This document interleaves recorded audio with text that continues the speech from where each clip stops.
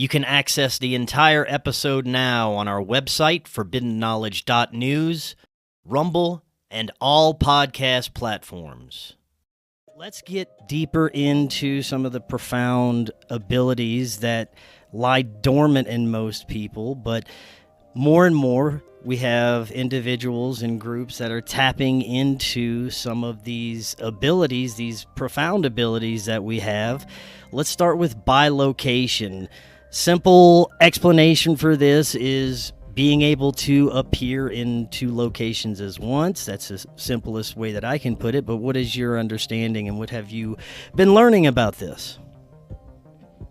So we always say, as Sean said earlier, we are not the teachers. We are just humble students of this kind of understanding. And I think that we'll probably be that way for the rest of our lives. I think that this is a school, and there is so much information out there, and some of it can be hard to understand or swallow or see how it fits into your consciousness.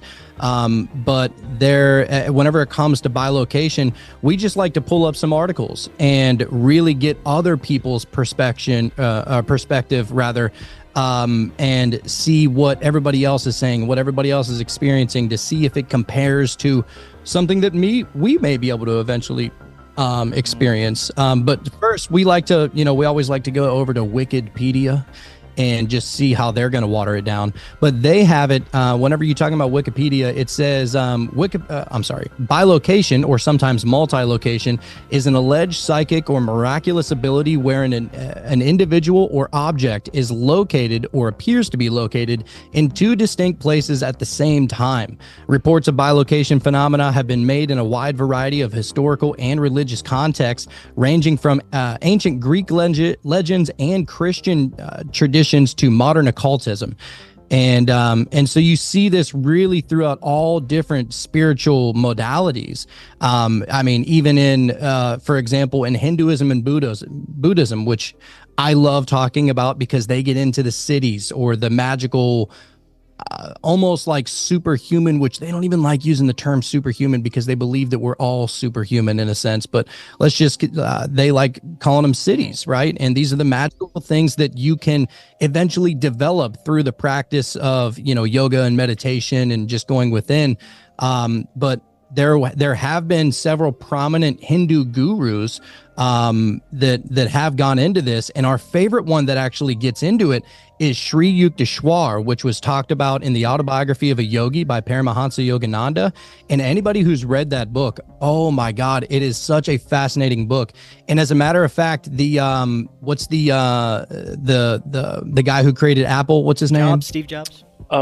Steve Jobs. Steve Jobs, yeah, he loved that book so much that you're talking about the guy who created the iPad, the iPhone, the iMac, all these crazy things, right? And he never let any one of his kids have an iPad because he knew that it would just basically just cause like ADHD because you're seeing 20-second videos and you're not really learning anything. And so he always tried to instill look, you need to start reading books and everything. Well, he had one book that he slept with at his bedside every single night, and he read religiously at least one time a year. And it's a long book. I think it's like 600 pages or something like that. But in that book of Paramahansa Yogananda, the Autobiography of a Yogi, he has these conversations with this yogi whose name is Sri Yukteswar. And I actually have a little bit about that, about the story of the resurrection of Sri Yukteswar. So Paramahansa, he was like a modern day Manly P. Hall. I mean, I think they were actually alive at the same time, but and we actually just had one of the associates or one of the good friends of Manly P. Hall on the episode last night. Ronnie Pontiac, dude. Ronnie fucking Pontiac. Absolute stud, dude. But he was like following him everywhere. Like he was like Manly P. Hall he looked at Ronnie Pontiac as if he was like the protege that would eventually take the mantle and go out and teach, everybody all the things that he was searching for.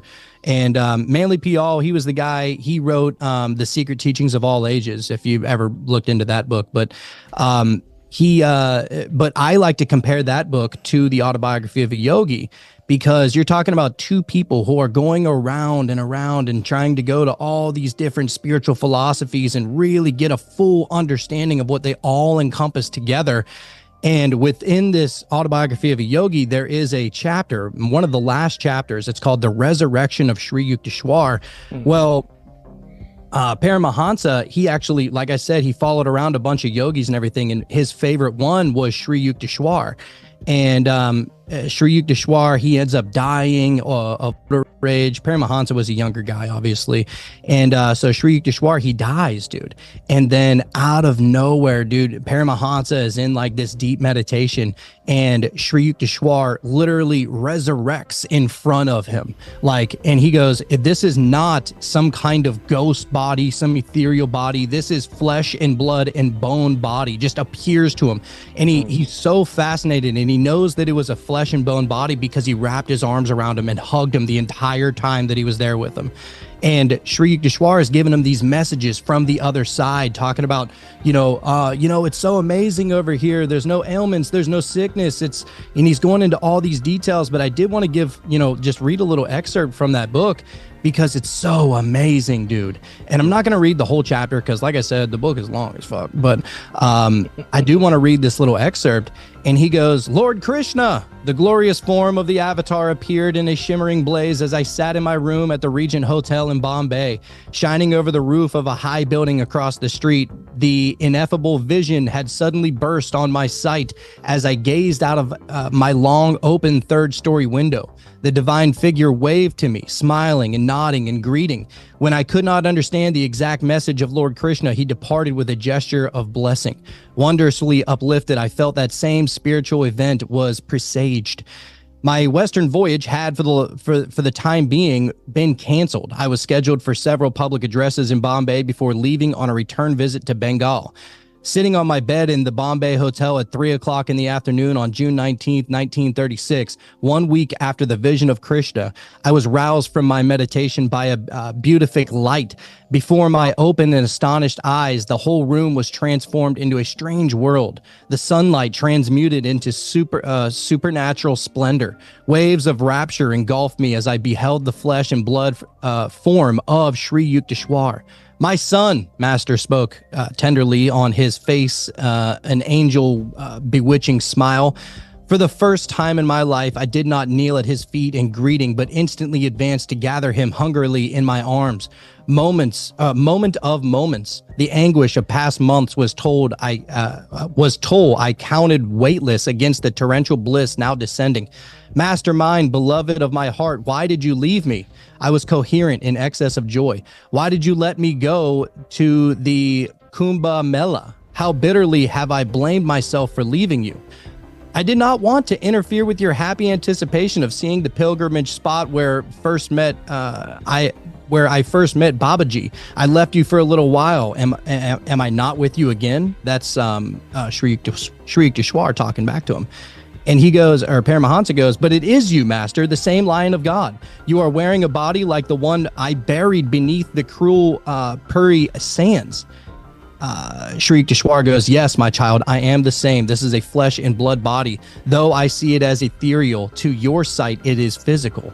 From the cosmic atoms, I created an entirely new body, exactly the cosmic dream physical body which you laid beneath the dream sands at Puri in your dream world. I am in truth resurrected, not on earth, but on an astral planet.